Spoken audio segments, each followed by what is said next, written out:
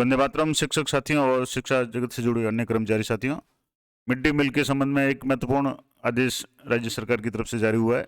जैसा ही आप देख पा रहे हैं, राजस्थान सरकार आयुक्तालय मिड डे मील योजना की तरफ से 1/2/2023 यानी कल यानी 1 फरवरी को ही एक महत्वपूर्ण आदेश जारी हुआ है, जिसमें समस्त जिला शिक्षा अधिकारी, प्रारंभिक और मुख्यालय, उनको आदेशित किया गया है, जिसका विषय है कि शाला दर्पण पर विद्यालय का एमडीएम खाता, मिड डे मील खाता है, उसका विवरण दर्ज कर एमडीएम मॉड्यूल में प्रविष्टियां करने बाबत। तो क्या पूरा आदेश है, मैं आपको पहले तो आदेश बताऊंगा, फिर इसमें किस तरीके से आपको काम करना है वो मैं शाला दर्पण पे जाकर के भी आपको लाइव बताने की कोशिश करूंगा। तो आइए शुरू करते हैं। आदेश में लिखा हुआ है कि उपरोक्त विषयांतर्गत लेख है कि शाला दर्पण पोर्टल पर एमडीएम का रिपोर्टिंग मॉड्यूल शुरू किया जा रहा है।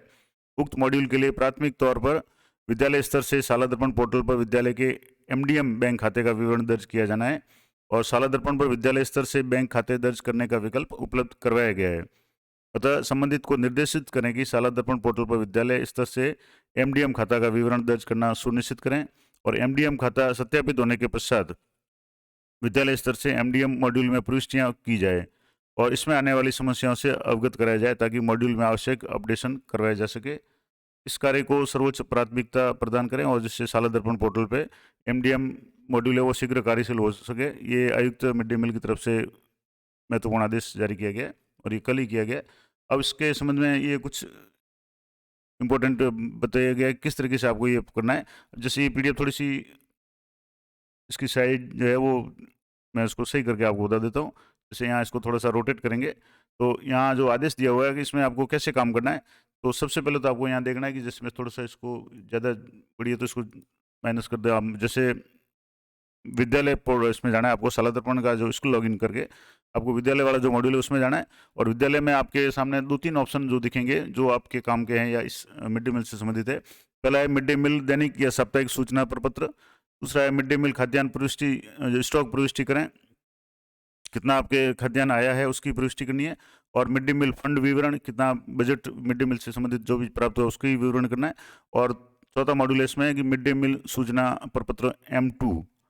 अब ये एक एक मैं आपको बताऊंगा कैसे करना है। इसके अलावा अगला जो इसमें दिया हुआ है कि जैसे विद्यालय में जाने के बाद में एक तो ये करना है, फिर विद्यालय में जाने के बाद एक तो विद्यालय था, उसके बाद में फंड मैनेजमेंट है। फंड मैनेजमेंट में आपको एक तो बैंक खातों का विवरण है, यहाँ शो हो जाएगा, विद्यालय के बैंक विवरण की स्थिति है और बैंक खाता जो मध्य या उपमध्य है उसकी प्रविष्टि करनी है। और सबसे महत्वपूर्ण बात, बैंक खाता प्रारंभिक शेष राशि का विवरण आपको एंटर करना है। तो ये भी आगे डिटेल में दिया हुआ कैसे करना है। अब जैसे सबसे पहले इसमें जाएंगे तो जैसे बैंक खाते में जो अकाउंट डिटेल है तो आपको जो ओपनिंग बैलेंस है वो आपको इसमें एंट्री करनी है। और कैसे एंट्री करनी है, इसमें नोट दिया हुआ कि बैंक खाते की प्रविष्टि करते समय ओपनिंग बैलेंस में 1 अप्रैल 2022 का ओपनिंग बैलेंस इंदराज करें, यानी 1 अप्रैल 2022 को आपके खाते में कितने पैसे जमा थे उसकी एंट्री यहाँ करनी है। और यदि पूर्व में खातों की प्रविष्टि की जा चुकी है तो एडिट करके 1 अप्रैल 2022 का ओपनिंग बैलेंस इंदराज करें। तो इसके लिए सबसे पहले यहाँ से जैसे ये खाते का टाइप है तो इसमें एमडीएम खाता है सेलेक्ट करना है और खाते का जो आगे टाइप है उसमें और कोई सब टाइप है तो वो आपको सिलेक्ट करना है। बैंक पासबुक के अनुसार खाते का नाम यहाँ एंटर करना है, बैंक अकाउंट नंबर यहाँ एंटर करना है, बैंक अकाउंट की पुष्टि करनी है यानी कंफर्मेशन दोबारा एंटर करना है नंबर, आईएफएससी कोड, बैंक का नाम और ब्रांच का नाम और खाते का उपयोग किस में हो रहा है, समग्र शिक्षा में, राजकीय मद में, अक्षय पेटिका में, ब्याज में, मिड डे मील मद में, ज्ञान संकल्प में या जिस भी उसको आपको यहाँ से टिक करना है और इसको सेव करना है। तो ये तो हो गया आदेश की किस तरीके से आपको ये मिड डे मील से संबंधित जो भी कार्य है वो करने हैं। अब इसको मैं थोड़ा सा वापस रोटेट करके बता देता हूँ। अब जैसे एक तो इसमें दिया हुआ था कि मिड डे मील खाते का जो विवरण दर्ज करना है, तो अब जैसे शाला दर्पण पोर्टल पे आप इस तरीके से यहाँ लॉगिन हो जाएंगे तो सबसे पहले तो आपके सामने ये विद्यालय का जो ऑप्शन खुलेगा। अब विद्यालय में एक तो है मिड डे मील साप्ताहिक सूचना, मिड डे मील खाद्यान्न स्टॉक एंट्री करें और मिड डे मील फंड विवरण। अब जैसे मैं एक कोई भी अगर इसको ओपन करके मैं देख रहा हूँ, बता रहा हूँ आपको, तो जैसे यहाँ इसमें लिखा हुआ आ रहा है, पहले तो आप इसको कि जब तक ऑल फील्ड्स आर मैंडेटरी और दिए हुए मार्क हैं वो अनिवार्य है। अब इसमें ये आप भरेंगे तभी आपके आगे का जो मॉड्यूल है वो काम करेगा। अब जिसमें आपके अगर जैसे मान लो एक दूसरा मैं आपको बता दूं विद्यालय से संबंधित जो मॉड्यूल था कि जैसे ये मिड डे मील खाद्यान्न की स्टॉक एंट्री करनी है। अब स्टॉक एंट्री करने के लिए आप जैसे यहाँ इसमें जाएंगे तो यहाँ से आपको फूड ग्रेन है वो भी आपको यहाँ से एंट्री करनी है कि जैसे चावल मिला है या गेहूँ मिला है। उसके बाद में यहाँ से जैसे चावल गेहूँ या मुख्यमंत्री बाल के अंदर मिल्क पाउडर है इसकी एंट्री करनी है। उसके बाद में टाइप ऑफ फूड ग्रेन तो इसमें आपको सप्लायर से प्राप्त है, अन्य विद्यालय से प्राप्त है या जन सहयोग से प्राप्त है। फिर अकाउंट टाइप है तो जैसे इसमें एक्सपेंडिचर रीजन है, मतलब रीजन है, या अगर मान लो कोई खराब हुआ है तो उसके लिए डेस्ट्रॉय फ्रॉम रेन है, कितना डेस्ट्रॉय वगैरह हुआ है, या डेस्ट्रॉय फ्रॉम रेट्स यानी चूहों से कितना खराब हुआ है। इसमें से कोई भी आपको जो भी जिससे भी खराब होता है वही आपको यहाँ से सेलेक्ट करना है। डेट आपको सेलेक्ट करनी है कैलेंडर से, और जो भी तारीख है, और उसके बाद में क्वांटिटी रिसीव कितनी मात्रा आपको रिसीव हुई, और यहाँ से आपको ये सेव करना है। एक तो मॉड्यूल ये हो गया। दूसरा जो मैं आपको बता रहा था कि इसमें जैसे मिड डे मील फंड विवरण है, स्टॉक एंट्री है, और जैसे मिड डे मील अगर फंड विवरण का अगर आप इसमें करेंगे तो यहाँ जैसे इसमें ये फॉर्मेज, ये मैसेज जो आपके सामने आएगा कि फॉर्मेज डीएक्टिवेट फॉर स्कूल, तो इसके लिए सबसे पहले आपको यहाँ से ये इस काम सेलेक्ट करना पड़ेगा।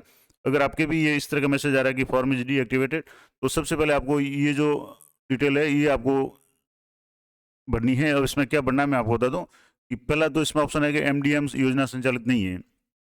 अगर आपके विद्यालय में एमडीएम संचालित नहीं है तो आपको ये सिलेक्ट करके बाकी ऑप्शन सारे हैं वो बंद हो जाएंगे, और इसे यहाँ से लॉक करना है।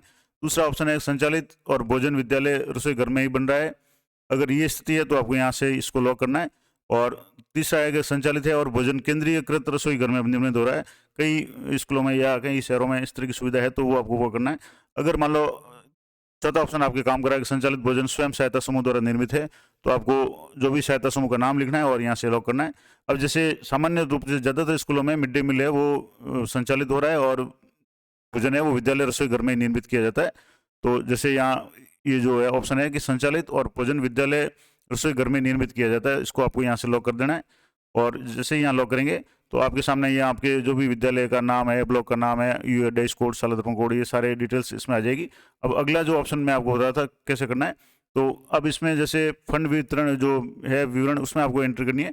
तो यहाँ से आप फंड विवरण में आप जाएंगे तो सबसे पहले आपको यहाँ से 3-4 ऑप्शन है, आपको कौन सा ऑप्शन काम कर रहा है। देखो, एक तो है कि कुक हेल्पर पेमेंट है, इसके अलावा कुकिंग कन्वर्जन कॉस्ट है, एमएमई एक्सपेंडिचर है, या मुख्यमंत्री बाल गोपाल योजना, किस फंड के संबंध में आप एंट्री करना चाहते हैं, तो वो आपको यहाँ से सेलेक्ट करना है। उसके बाद में ओपनिंग बैलेंस है, वो तारीख कितनी तारीख है और कितना अमाउंट है वो करके आपको सेव करना है, और उसकी आप प्रिंट भी निकाल सकते हैं।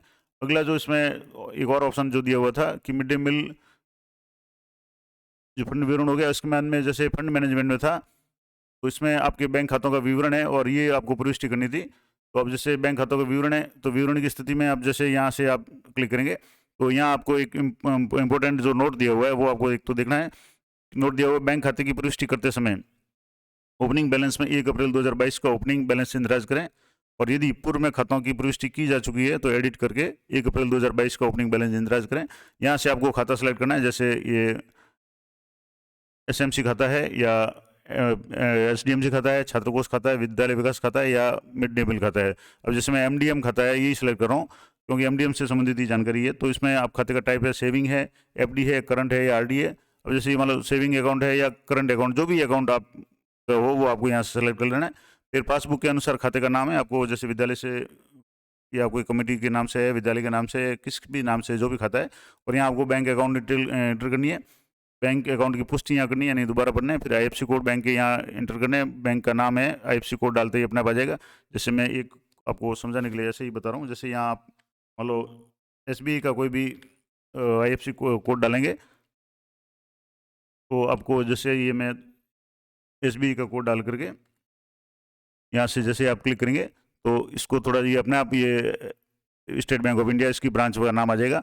अब आपको सेलेक्ट करना है कि किस खाते का उपयोग किसके लिए कर रहे हैं, तो शिक्षा मद के लिए कर रहे हैं, राजकीय मद के लिए कर रहे हैं, ब्याज के लिए कर रहे हैं, या पीएसआर जो भी बोर्ड के मद के लिए कर रहे हैं, भामाशाह के लिए कर रहे हैं, या अन्य जो भी, या मिड डे मील के लिए कर रहे हैं। और जैसे इस अकाउंट का मिड डे मील के उपयोग कर रहे हैं, तो अब आपको यहाँ से जैसे एमडीएम ये सिलेक्ट कर लिया।